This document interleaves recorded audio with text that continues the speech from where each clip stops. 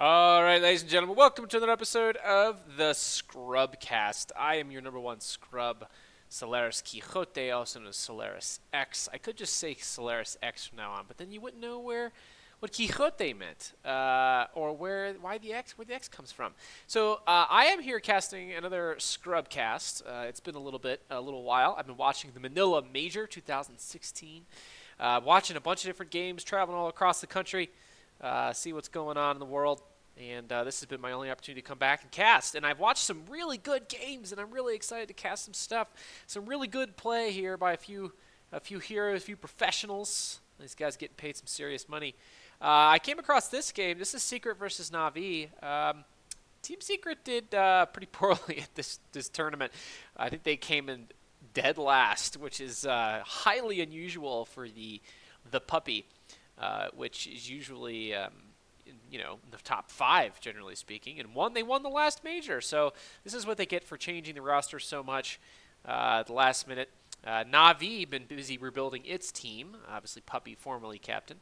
Now they got Art Style as captain. I covered Art Style a couple episodes ago, something like that. He did a really good job on the Witch Doctor. He's a Witch Doctor again this round.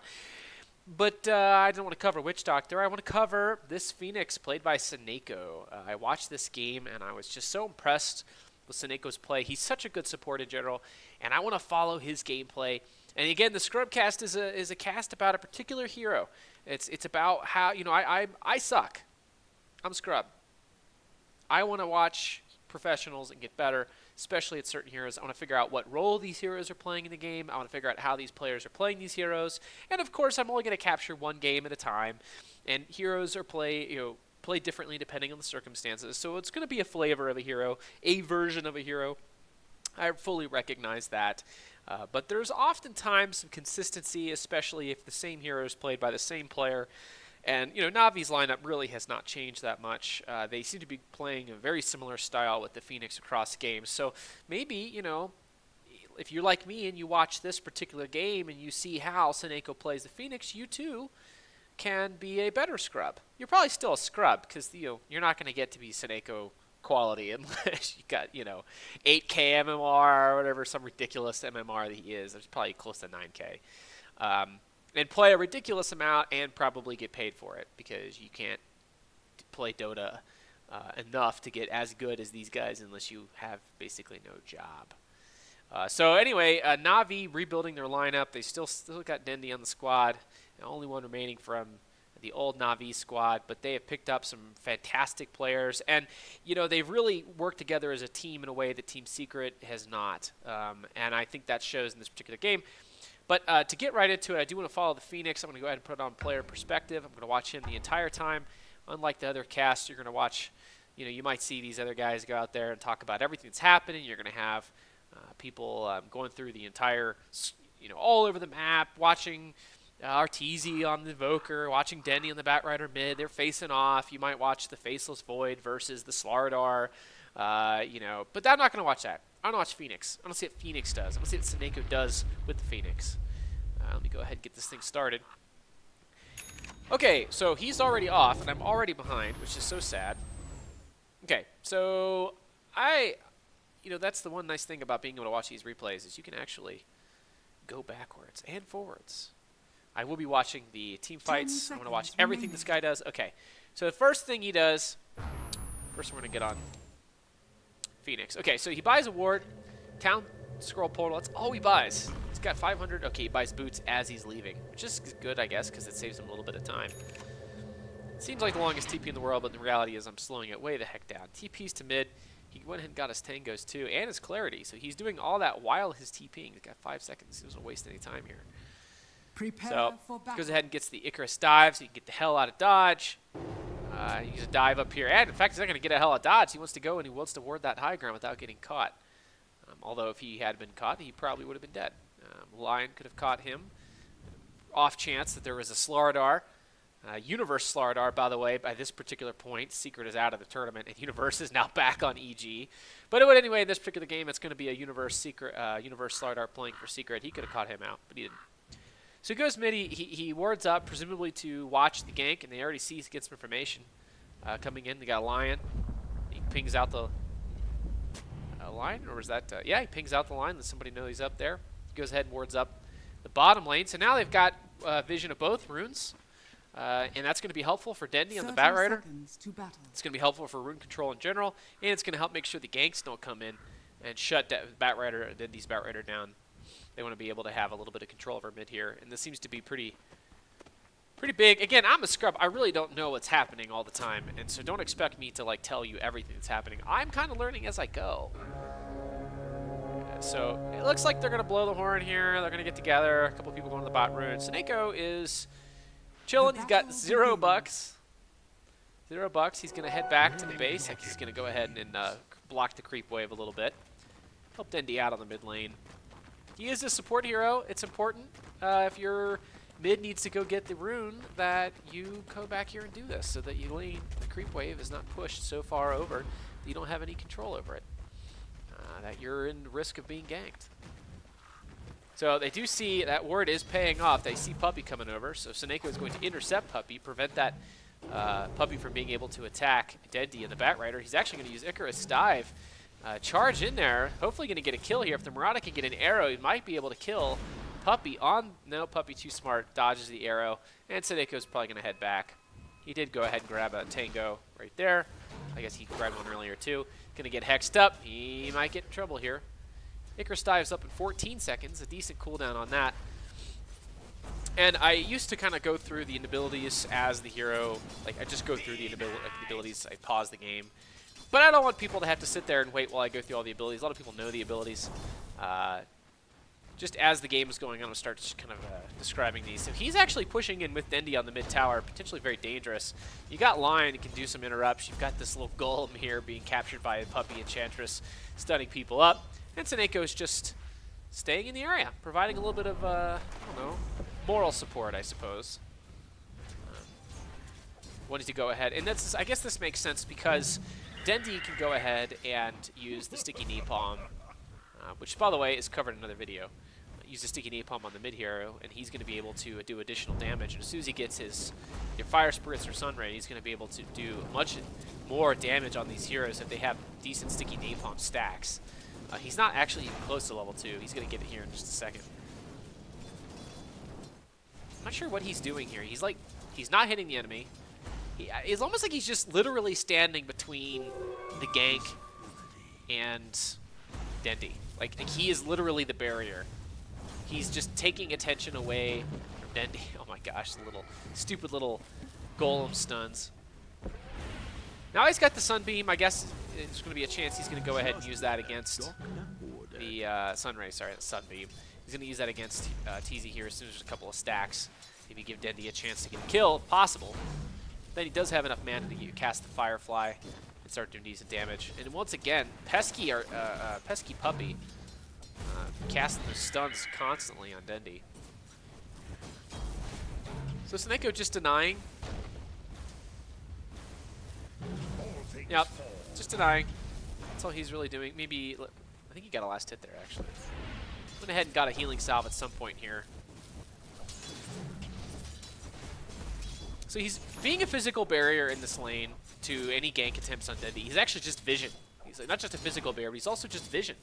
So the Dendi will hopefully not get interrupted. And I guess if you got a Puppey Enchantress with all these stupid little golems running around stoning Dendi to death, that's probably a good thing, so that the stoning happens on SoNNeikO instead. Now, you see a lot of support play from SoNNeikO coming out where really all he does is sacrifice himself for the greater good of the team. So his Icarus Dive, it does cost him some HP. A lot of his abilities do. Sunray costs him HP over time. Icarus Dive does cost him HP. Big dive length. Does do a little bit of burn damage. Not a ton. 10, 30, 50, 70. So you can level that up. It does scale decently. It's probably one of the things you want to level up. Potentially when things are level up early on, although I think this Fire Spirits are probably far superior. You just get maybe a value point in Icarus Dive because you really use it to as an escape mechanism. And an attack mechanism, or a warding mechanism, which we saw earlier. Level 3, looks like there's going to be a rune contested there. He's going to place the ward down. I'm not sure why he did that. I really don't know why he did that. The other ward has probably some decent time left on it. Maybe he was just afraid there was going to be a big gank coming in. He wanted to get a little bit better vision. It's all the same to appreciate. Well, he uses his clarity, pops clarity on Dendi. And if that arrow had struck, Marana arrow had struck Arteezy on the Invoker, I imagine SoNNeikO would have probably gone in. Here's the Sun Ray, putting the Sun Ray damage directly in Arteezy, not doing a lot, reducing his health a little bit here. He's going to try to help kill this. He's going to use the dive to get out of the way. He was going to use the. He was trying to help kill that Forge Spirit there. And he's going to heal up after he uses the dive. He does. I think you have to hit the stop button there in mid Icarus dive for you to be able to stop. Otherwise, you go right back to the same spot. Kind of annoying if you don't figure that one out. By the way, the Icarus dive does also produce a move slow, and so I think, if I remember correctly, he's going to use this to gank mid. 5 minutes, he actually goes ahead and pulls the creep wave. He's going to stack this a little bit. That's very important.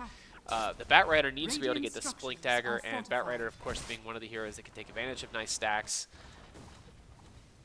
In the jungle, he's going to choose to ignore the Fire Spirits. Phoenix is going to choose to ignore the Fire Spirits at the moment. He's going to stick with the Sun Ray, which is good damage and a little bit of heal. It does cost 60% health no matter what, how many levels you have in it, so that's decent. And that you're not, scaling your health loss in addition to the damage and the heal.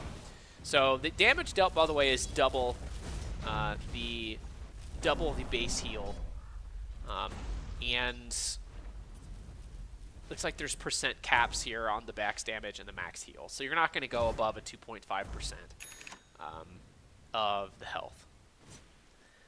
Or sorry, 2.5% damage per second, 2.5% of the health.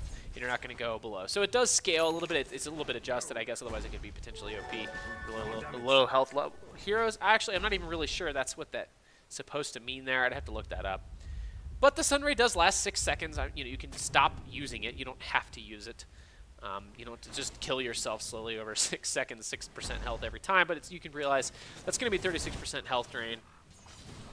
He does go back down and ward up after that previous ward ended.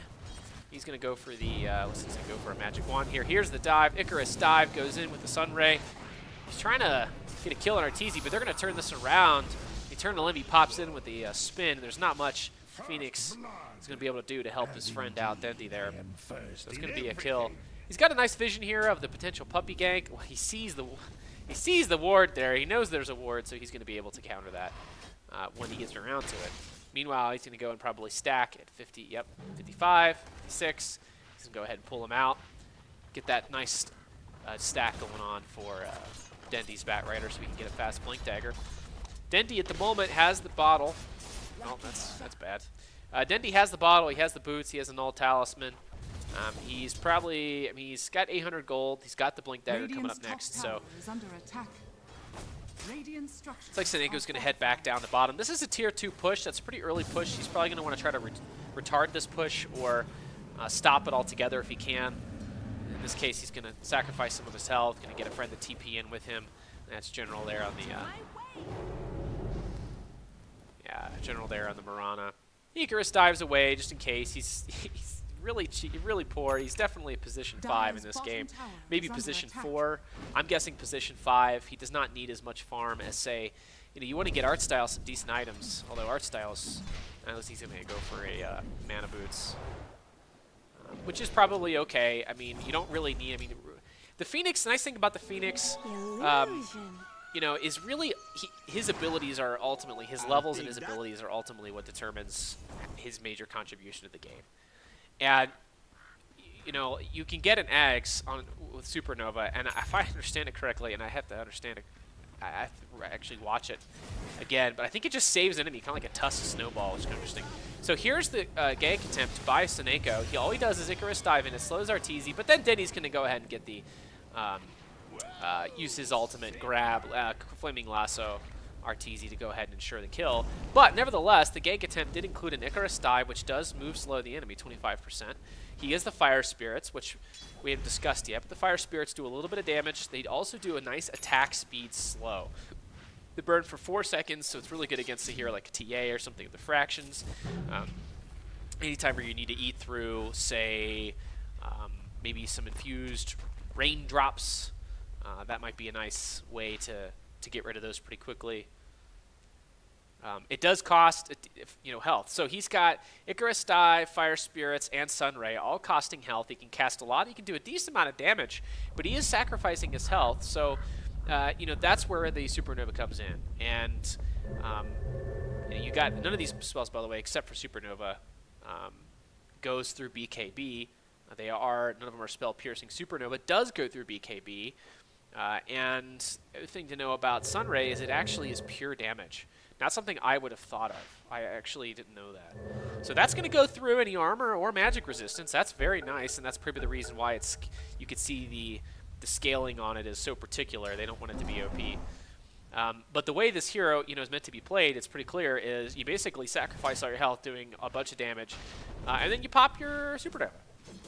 And I'm sure we're going to see that. In fact, I know we're going to see that, the way that he plays this here in this particular game. He goes ahead and buys another ward. He's going to get the Tome of Knowledge. It's important that I imagine that him and Artstyle are both sharing the Tomes of Knowledge right now. He's going to go ahead and stack the lane. Actually, he's going to pull the lane here for who's over here. This is the Ditya Ra Voidwalker. Faceless Void. Why do I call it a Voidwalker? It's Magic, the Gathering on the mind. So, SoNNeikO basically killing himself to get these last few hits. He wants to get enough money for his Tome of Knowledge. He's going to probably get rune control at the 10-minute mark. Just maximizing what he's doing in the map. He's not going to be able to contribute to that. He's basically too low in health. But this means he's going to have a little bit of money, a little bit of experience, and get the Tome of Knowledge. Hopefully he'll get... he already got his Supernova. He's maxing out Sunray, which is nice, pure damage. That makes sense. It's also one of his best contributions at long distance. Again, so the Icarus Dive, he's not leveling because it doesn't really... It scales, but why? Why do you need it? There's other things you can do more damage. So he's not there for the gank attempt. He's slowly making his way to mid. He might help out in the follow-up here.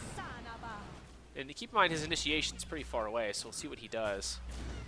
So he's kind of sitting in the background. He does have the Supernova. He's probably going to be a counter-initiation tool in case they want to go on top of whoever. And by the way, Batrider does have his Blink Dagger now. So 10 minutes in the game, SoNNeikO's, I guess he's probably going to keep stacking as much as possible to keep that Batrider's farm up, also to keep the Void's farm up. Got a Ring of Protection here, a little bit of armor. He's going to go for a Hand of Midas, which is, I think... You see a lot of people go for the Hand of Midas, and I think they go for it because of the gold, but I'm pretty sure the reason you go for the Phoenix is because of levels. You really want that Supernova level. And, Supernova goes through BKB. It's a decent amount of damage per second. It's 120, which is what is double Radiance? Is that what that is? And you get the stun duration if you get it off. If the enemies are within the stun duration radius, or the stun radius. It takes... 11 hits to destroy a level 3 as opposed to 5. That's a big difference in the enemy's secret. Look at their hit speed is they're going to be pretty crappy. They don't have like a Weaver or anything to kill it really quickly. They don't have like an Alchemist just beating away like a crazy person. Decent range, the ability to heal himself and then be able to once again contribute with the Sunray is very, very powerful. He's got 960 health at the moment. Little Ring of Protection provides a little bit of extra armor. Not really going to be helpful because his contribution, again, is not going to be just sitting there taking right click. I'm not sure if he bought that smoke. I think he's saving up for the Hand of Midas here. Again, but that's for levels, which is what I was just saying. He needs the levels because his levels are where his contribution is going to be from. He could use the gold twos, maybe an Aura hero or something like that, maybe a Hex hero. They are smoked up. They're going to go for the gank. He is sitting in the back, and that makes sense because his ability to Icarus Dive and then potentially Sunray. Counter initiation with Supernova in case the enemy go on him. Sunray is going to basically contribute to that. Almost single-handedly killed there, but then again, Artstyle's ult was online. The Death Ward pummeling the Juggernaut. Not so Juggernautish anymore, are you? They turn this into a 5-man push on the mid tower. There's not much the Seeker can do. In fact, Dendy's already in the jungle. He's actually got a Flaming Lasso on Puppey. They're going to get a kill with the tons of damage from the Mirana, from the Firefly, from the Sunray. Also, pure damage from the Sunray. SoNNeikO at low health doesn't really care because he's got the... he did get a little extra heal there from the bottle, presumably from Dendy and Batrider. Okay, so he's got a ring of regen here, and maybe that's just because he can keep. He doesn't have to lead the lane all the time. Buys observer ward. Might be getting green boots. Yeah, he's gonna get green boots here. That will allow him to stay out, do more work, not have to constantly regenerate. He did, by the way, finish his magic wand at some point. Good item for him. Needs to be able to get that ult off, and so having that, you know, unkillable health, undestroyable mana stuck in a magic wand, you can pop that at the last second, go ahead and get that ult off. Could potentially change a game. And now that we have a fight over at Roshan, this is where Phoenix really shines. They're going to Navi's going to Mirana ult into the area. The secret is in. Twilight die in the river here. SoNNeikO is sitting way back. Going to help kill Pylite Die with the Sunray damage. He's probably going to Icarus dive if the team calls for it. Looks like the call was to back off. So in case they were probably overcommitted there, you probably didn't want to blow his ult and have the team just run away. You really, that's one thing I've seen in a lot of pubs. You know, you blow your supernova, and then what do you got? What do you have for 110 seconds? Nothing. You have no ability to really screw the enemy if they decide to initiate. And that's when I think you really want to use it. You know, when the enemy is committed, when when you need to push back the enemy and they're not yet committed. You need that extra time, say, on a Roshan to kill the Roshan. So he does really crappy right-click damage. He's only got 72 right-click damage, so he's using his fire spirits, using everything he can to kill these things.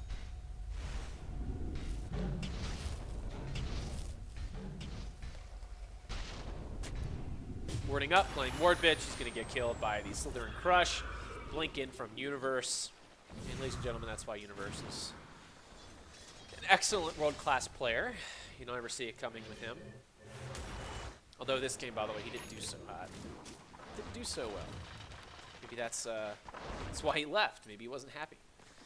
He got a Slytherin Crush here, and he didn't want a Slytherin Crush here. He wants his Darkseer. He's always on a Darkseer, it seems like. So, you know, it looks like SoNNeikO's basically Dire's middle tower is under being attack. a human shield, at least early game, to ward off kill attempts in mid against Dendi, so that Dendi can get that Blink Dagger. Gotcha. He's playing a role of doing some ganks in mid. He's got the Icarus Die, which includes an attack slow. It includes, which includes a movement speed slow. He's using the Fire Spirits as an attack speed slow. He maxes out a Sunray so he can do the most damage possible. Also, it's going to be healing his friends, which is going to be really helpful in team fights. So this is a team fight ability, really, Sunray. And a gank ability. It's a really nice distance. And then the Supernova. Again, we use the Icarus Dive to ward up so he can get the hell out of danger. He uses it to ward aggressively. And that little spot up there is nice because you can see he clicks it. Well, that's because this puppy saw it happening, and then we'll make sure somebody knew there was a ward up there, that they were dewarding that. But if you have a position like that and you see, say, Juggernaut farming in the woods or an Arteezy Invoker farming in the woods, you can actually take your Faceless Void and you can run up there, Chronosphere. You can contribute with the Batrider, you can contribute the Phoenix, you contribute the Mirana Arrow, you can contribute the Witch Doctor. This is a very mobile lineup, which I think is the kind of lineup Navi really appreciates. So you can see the way that Phoenix plays into that very mobile lineup. He's not some really super slow backline hero that can't contribute until he gets to it. He can actually dive in, contribute from afar with the Sunray, and contribute afar with the Supernova if it's necessary. He's got 2 Sentry Wards. He knows he needs to deward this area up north. He's going to probably go ahead and do that now. Tower is under attack. He needs to get vision, though. That was potentially dangerous on him, but he can Icarus dive away if he needs to. And let's see if he goes to the bottom.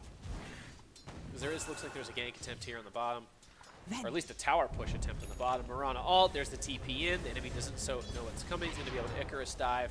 If the counter attack comes, and see what happens. He grabs the Batrider, realizes the enemy's not really counter initiating on Puppy's going to die.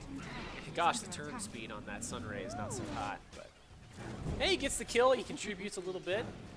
He makes sure that the enemy wasn't able to counter initiate. It looks like the Void almost got killed up top. That's where the rest of the secret was. Dire's middle tower is under attack. That's where the Tranquil Boots comes into play. They're going to go ahead and push this tower mid. Try to prevent the enemy from denying it.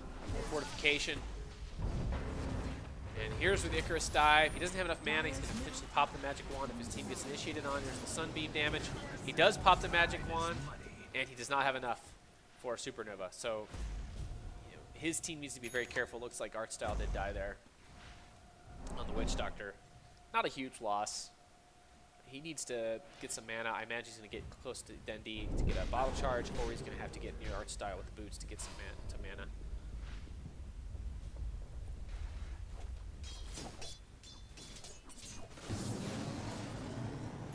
Once again, putting pressure on the mid lane, again, at least against these Forge Spirits, although he didn't really do anything to them. He wasn't actually attacking them.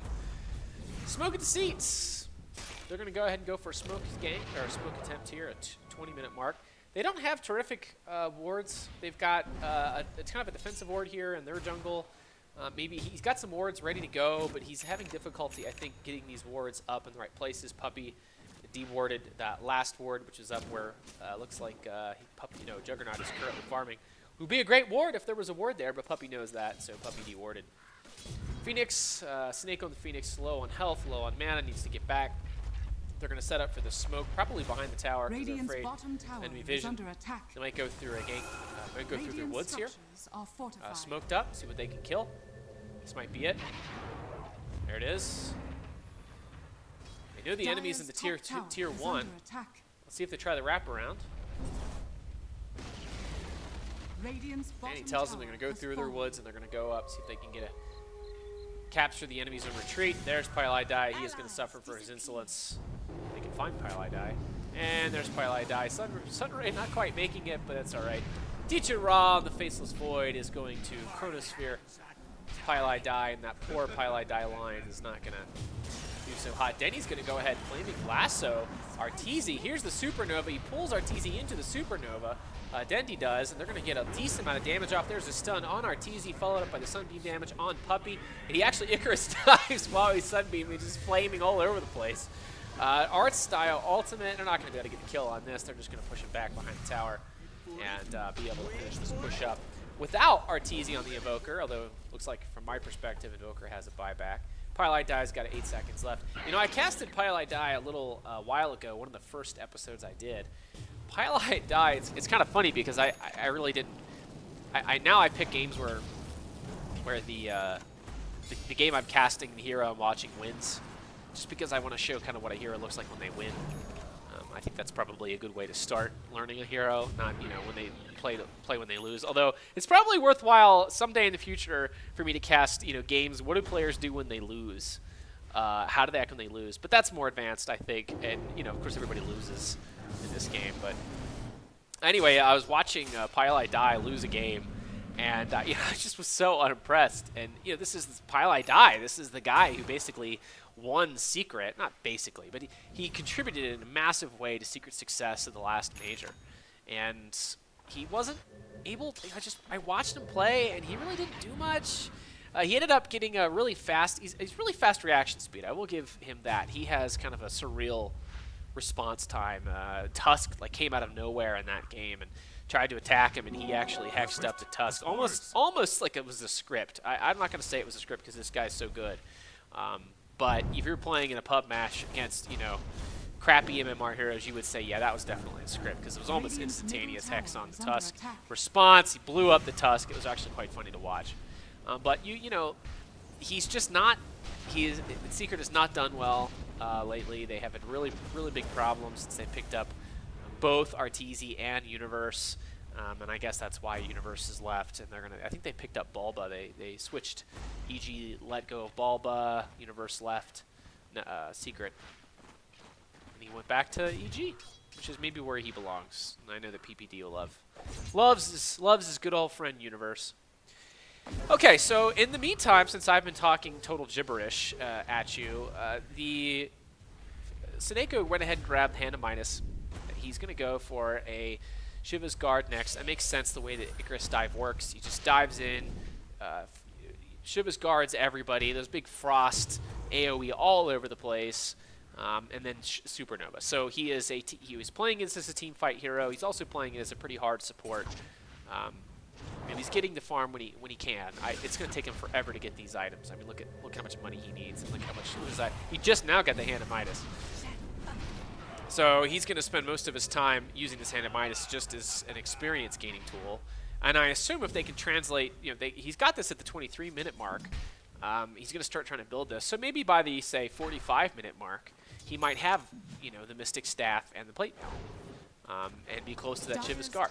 So he's definitely playing this for the long game. He's not getting drums or anything like that. He is not becoming just mere aura hero. He already is sort of an aura hero, and his ability to attack speed slow, to movement slow, to contribute pure damage, contribute BKB piercing damage and a BKB piercing stun, especially over a Roshan. So he's spending his time kind of warding, dewarding, sticking around his team. He is a major teamfight hero. He can't do anything on his own. He's not really leading the charge here.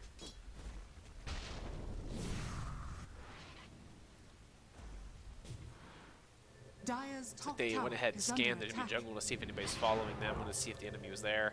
They might be. Who knows where Secret is at this point? They're probably a little bit lost. So he's going to die. He actually uses the Icarus dive to Hand of Midas, and that's how risk-averse SoNNeikO is on this hero.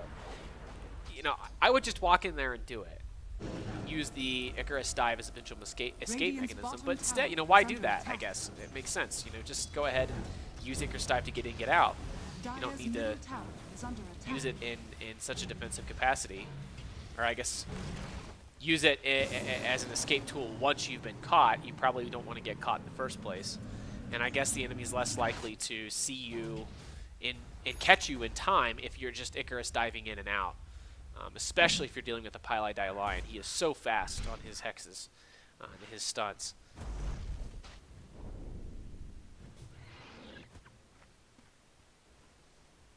So he's positioning himself somewhere near the Faceless Void.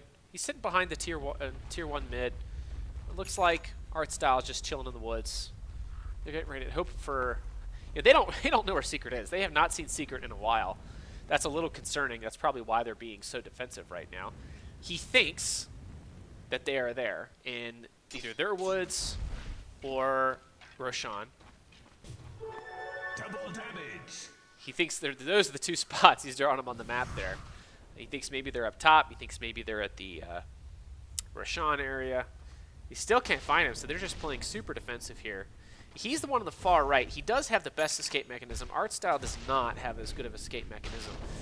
So, picks up some wards, and they see finally somebody pops mid.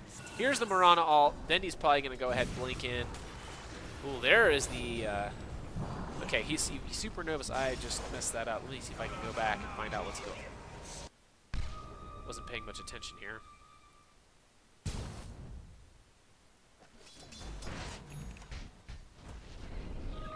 So this is where they're super protective, super defensive. It makes sense that Art Style runs the other direction because if SoNNeikO can get out, but Art Style can't. So they're trying to figure out where Secret is. They finally see Secret mid. Pili Die is the one that's showing. That is bait, pure and simple. SoNNeikO's getting into Icarus dive range. There's the Mirana ult. Dendi jumps in, and then Universe reveals himself. Uses his ultimate on Art Style. SoNNeikO Icarus dives in, sees the attack coming, and decides to go ahead and ultimate. And this is going to do a ton of damage to all of these heroes. Eternal Envy's going to pop his spin to get out of some of that. Arteezy's trying to attack it. There's no way Arteezy would be better off just trying to hit something else. Arteezy gets damage, he gets stunned, the Sunbeam damage. In addition to that, Puppy going to be taken out by the Sunbeam damage and probably that stun. Then Rain Show did a lot of damage in that fight.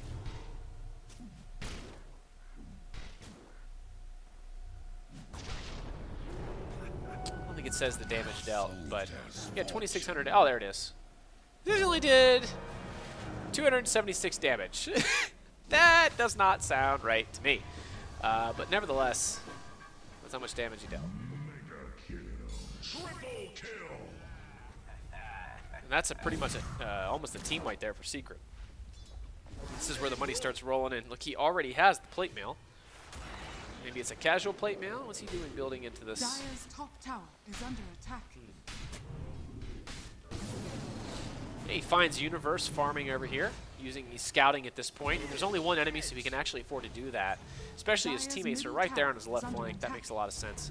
And he's going to go ahead and put himself, again, kind of his vision. He has a good escape. He has the ability to get the hell out of dodge. That's what he was doing early in the game. And there's not too many heroes in the area. He can actually be forward with his positioning. Now he sits back a little bit. He's kind of repositioning himself as the Invoker comes up. Juggernaut will be available soon. He sits behind enemy lines.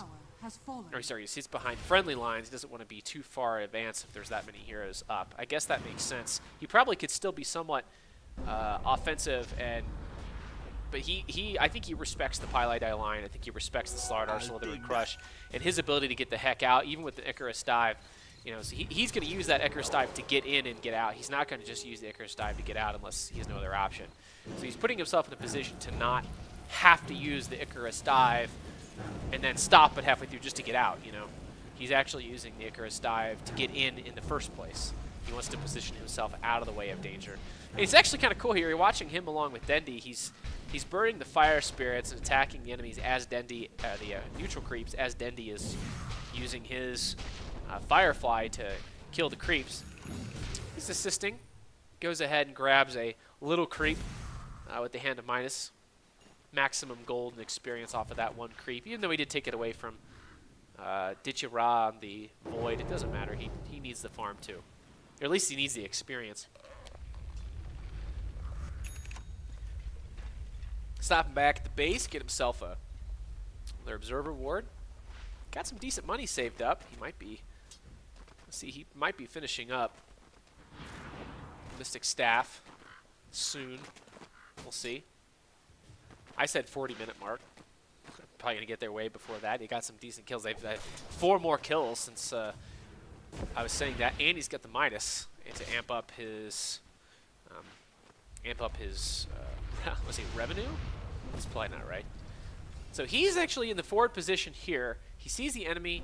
He does have the ability to get out. So again, he'd rather play a little more defensively with that. But he's also the only one that can get out that quickly.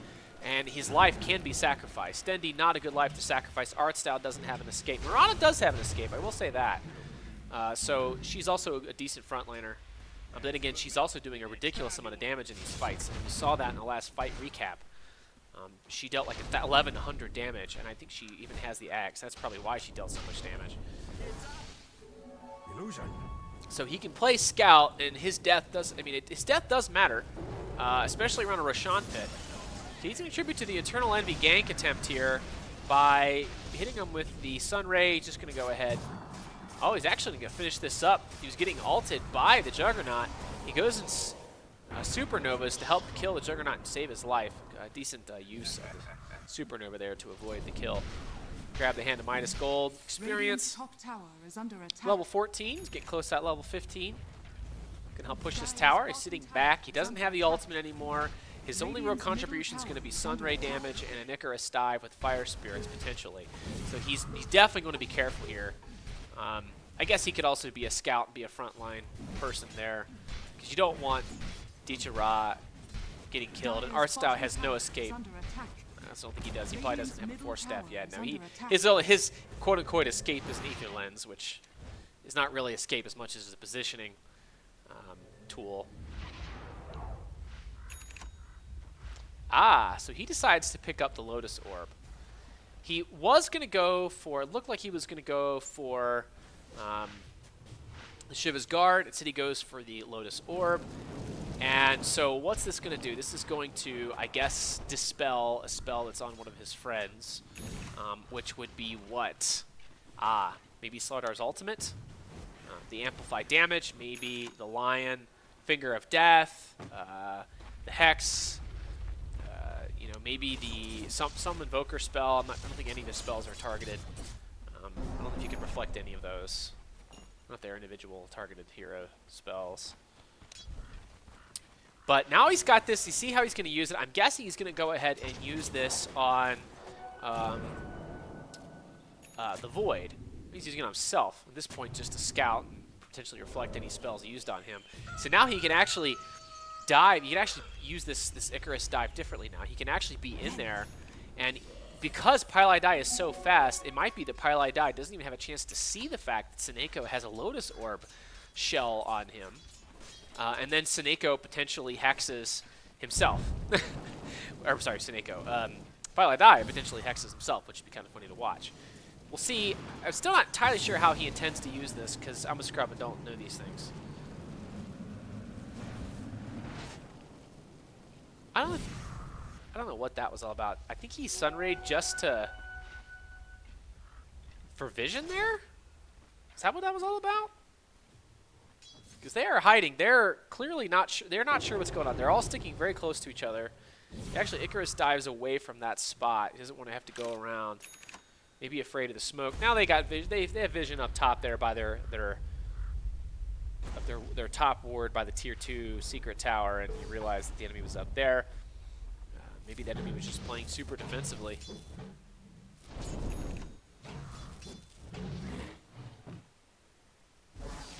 So he's farming up.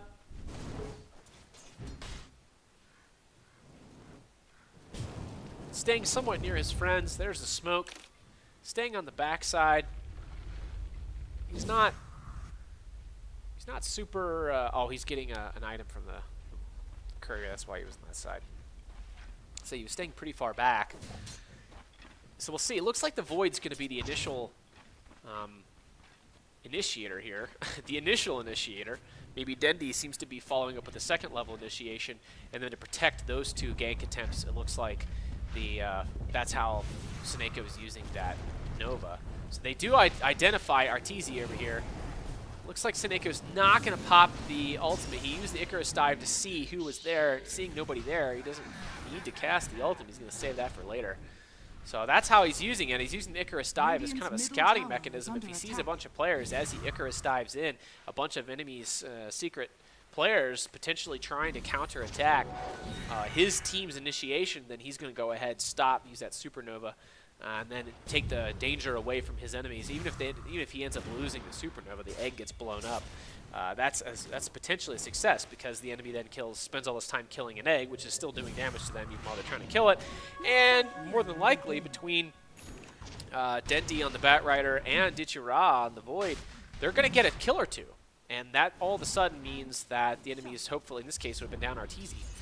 And that's a huge amount of damage from the Invoker, a huge amount of control from the Invoker. It's a very different team fight. By the way, his contribution through the supernova is not just to the enemy who's trying to kill him, but to all the enemies who are trying to kill him. We're going to see his positioning here around the Roshan pit. He knows that Secret is not going to be able to do anything about this. He's being quite aggressive. Maybe that's because he sees Secret way up north, nowhere nearby. Using his fire spirits here to help kill the creeps. Probably wants to get some of this farm. Yeah, he wants to finish up the Shiva's Guard. Good item, good anti. One thing about I like to in the Scrubcast kind of talk about what items do.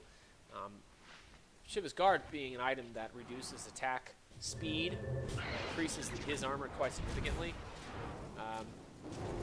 Oh my gosh, he's able to TP into a Universe gank attempt and Sunray before Universe can escape. Not a very happy Universe there.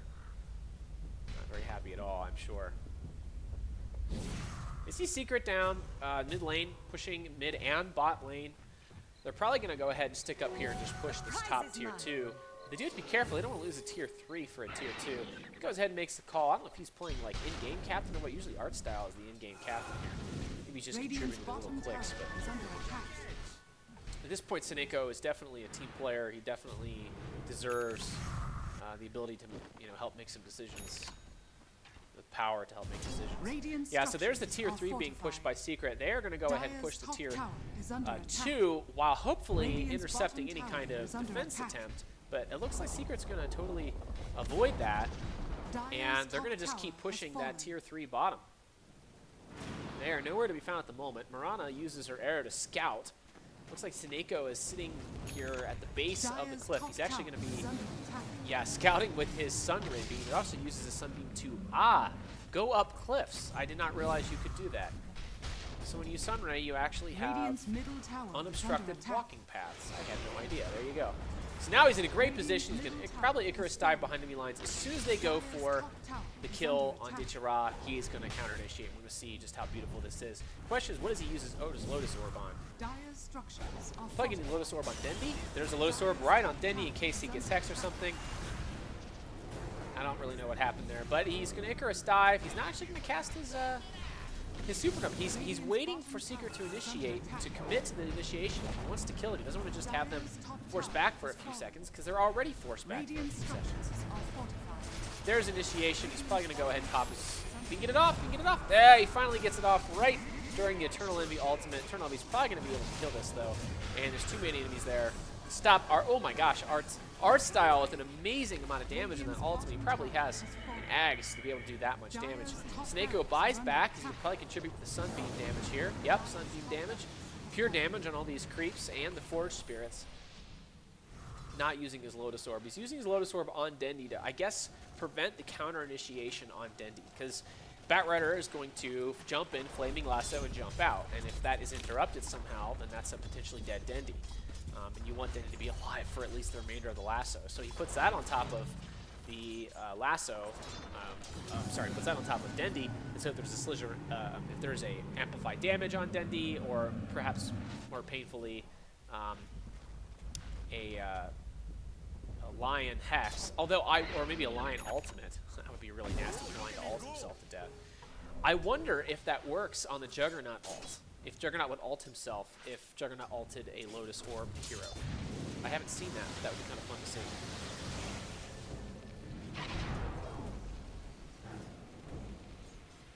So you notice SoNNeikO being...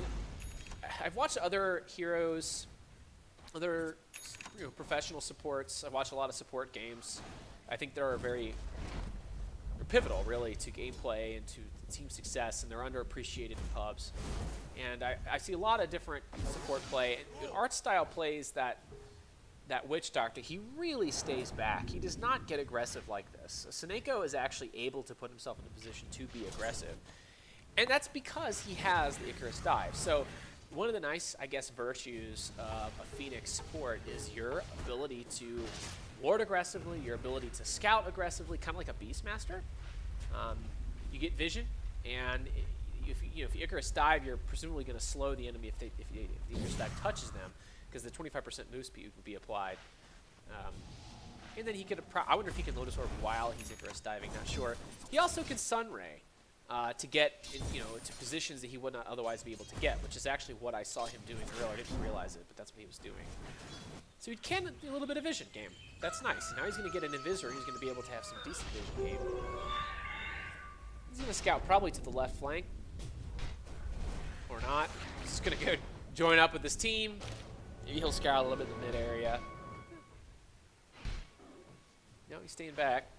And by the way, with his scouting ability, he's also able to ward in positions that he might not otherwise be warding. So that's nice. And he can potentially catch the enemies totally unaware. Under attack. This Icarus dive flies in. They have no idea what's going on. All of a sudden, there's Supernova, and there's a Void Ultimate, there's a Mirana Arrow, a Batrider jumping in. It's a scary thought to have a SoNNeikO Phoenix in this game.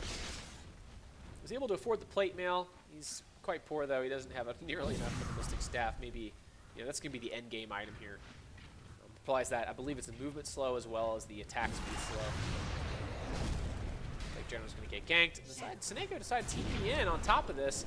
He's going to have to TP to the bottom tower. He's going to Sunray up the area, and my gosh, he barely contributes anything before the enemies are dead. So at this point, SoNNeikO's contribution really great around, say, the Roshan pit, counter pushing, but in the gank attempts, NAVI is going to be able to kill off these heroes without much work at all.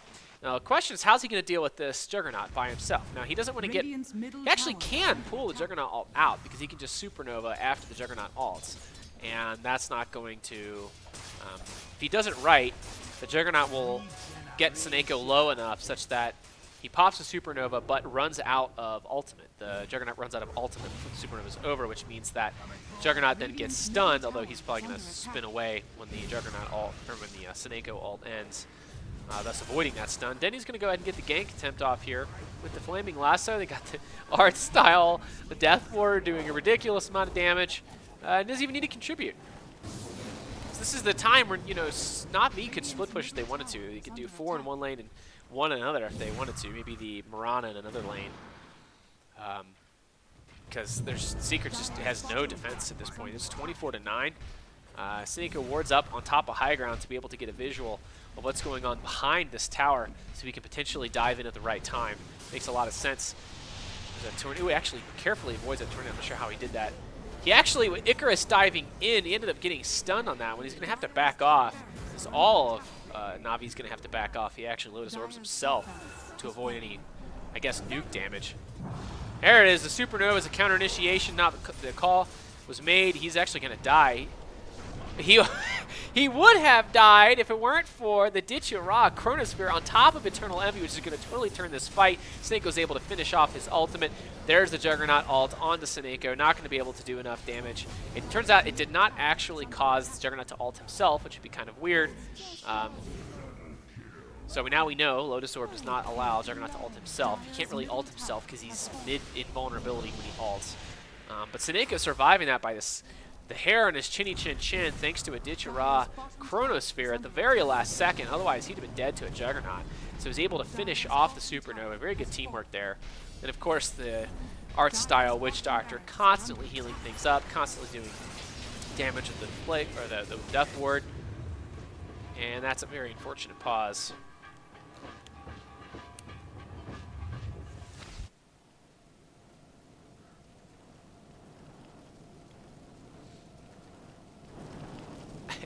Looks like SoNNeikO checked the scoreboard. Ditch-Ra 8-1. Great game, Ditch-Ra here. You're not gonna let me take a look at it without going to free camera. And I want to do that. So he's probably gonna wait the 4 seconds. Maybe he'll go ahead, probably launch the rest of the Fire Spirits here on Artesian Universe. Get some attack speed slow, and it's just so hard to, you know, you don't realize this is happening. You know, but you're slowed. You're physically slowed. You can't move anywhere. Your attacks respond back to yourself. They feed back to yourself. You've got the Fire Spirits slow. He's going to probably Icarus dive onto this. He doesn't even need to. He does use up his Fire Spirits. But, you know, this is a kind of like the Keeper of the Light. Is a support hero. His ability to initiate from long range, or not initiate, but his ability to react from long range. But also his contribution is something that you don't always know it's happening. And those Fire Spirits, I think people underappreciate. You know, attack speed slow of 140 for 4 seconds, and if he just waits, you know, a second or two to cast each one of them, you know, that's a huge amount of attack speed reduction. There goes one on Eternal Envy.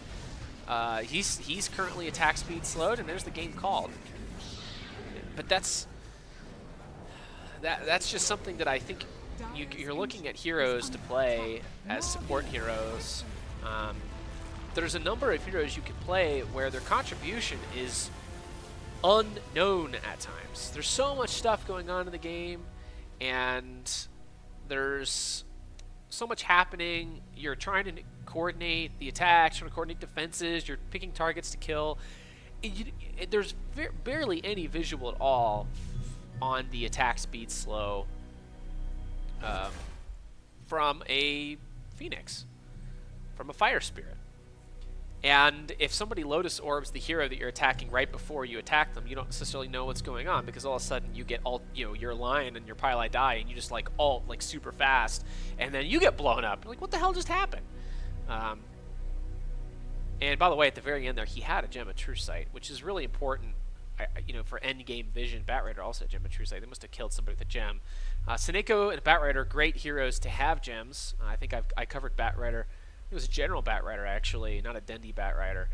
He had Gem of True Sight. And, you know, SoNNeikO can carry a Gem of True Sight, too. He has a really good escape mechanism with the Icarus Dive. He has that Supernova if somebody decides to go on him and his team's in the area, and they can counter-initiate. You know, he's got that vision. He can actually do, you can go up unobstructed areas. He's got the vision with the Sunray. So he can use the gem quite nicely. You know, his final loadout here, nothing crazy. He was going to go for a Shiva's Guard, but he didn't need it. That would have been helpful to counter the Juggernaut and the Slardar. and potentially the Enchantress, because her attack speed, if she gets a really high attack speed, her ultimate can be really nuts, especially with the Dragonlance there. So what did SoNNeikO do this game? Just in kind of review, we saw SoNNeikO on the Phoenix start off. He immediately warded up the mid. He took care of protecting his mid very, very well. He was Dendi's friend in this game. He made sure the Batrider, I don't think he got ganked ever.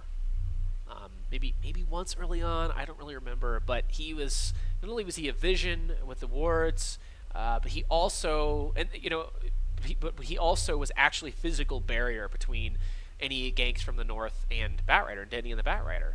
And that's really important. A very important, Batrider needed a good start in this game. That was the game plan. You could tell that was the game plan. Okay, Batrider, Dendi, you need to get a Blink Dagger as soon as possible so we can get these ganks. And then you can use a Faceless Void alt, and then you can counter initiate with the Batrider. You can get 2 people at once potentially with this combo. And you got the AoE of a Mirana and a Phoenix and a Witch Doctor. Boom. You're able to kill basically an entire team at once. There's nothing they can do about it. Also, I think, the Enchantress was picked by Puppey, and I'm pretty sure they respect Puppey. Everybody knows Puppey is a very dangerous hero player. He is somebody who understands this game very well, and I'm sure he knew that the game plan on NAVI was to get a Batrider a fast blink. And so you could see early game just how much effort he spent with all of those stupid golems. He just went around and found rock golems and kept chucking these rocks at Dendi, getting him as low as possible. So hopefully, Arteezy on the Invoker could kill Dendi. But you saw both the Mirana and the Phoenix spending a great deal of time defending Dendi in that mid lane. And Faceless Void, Witch Doctor just farming there in the safe lane, getting decent levels, getting good damage there on the Witch Doctor. He did have that Ags, by the way. He had the Aether Lens and the Ags and a BKB by the end of the map. In fact, he never had a chance to by the end of the match. He never had a chance to use it because there was 10 charges there left over. But in the mid game, he helped participate in late early game. He helped participate in the gank attempts. Dendi, it's no coincidence there. Kill death, very similar here. Participated in many of the same kills because Phoenix would jump in on the Icarus dive, movement slow on the enemy, cast the Fire Spirits, do the Sun Ray once he was back into safety from the Icarus dive, and then hopefully the Mirana and the Batrider would finish things up while the Faceless Void and the Witch Doctor kept farming.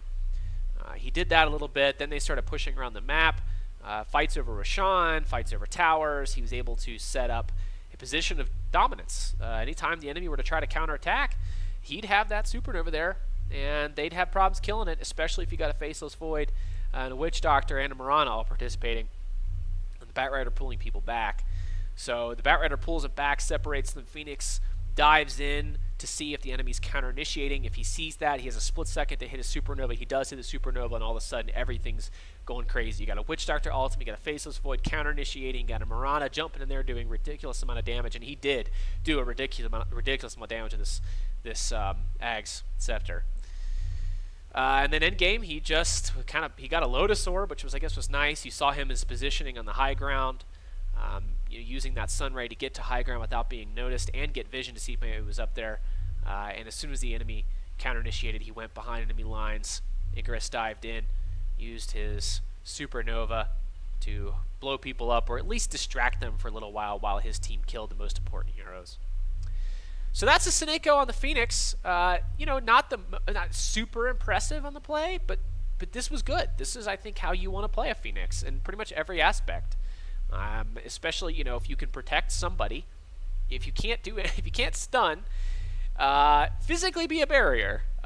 Make sure you have good vision to protect your key heroes. Have a game plan, and